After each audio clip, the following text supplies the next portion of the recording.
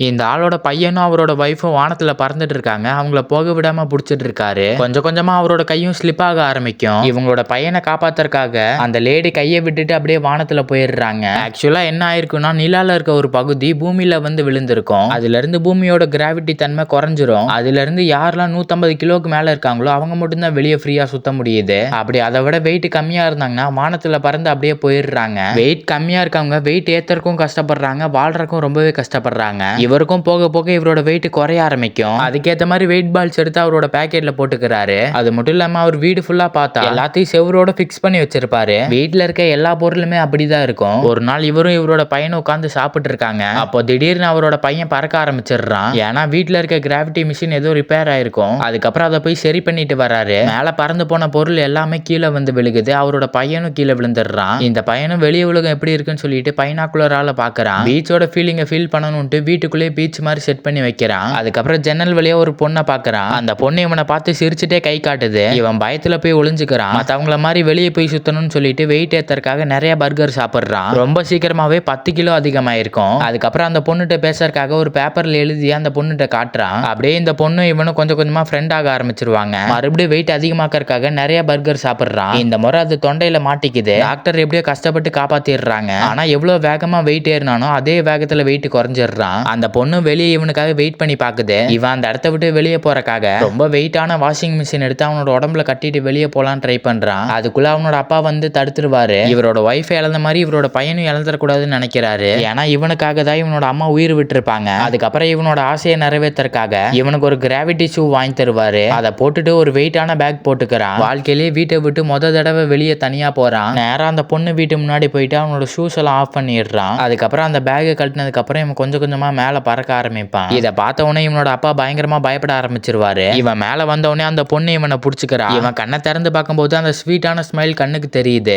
இவனும் அப்படியே சந்தோஷமா சிரிக்க ஆரம்பிக்கிறான். கூடவே இவனோட அப்பாவும் சந்தோஷமாயிருவாரு. இது ஒரு நல்ல ஃபீல் குட் மூவி.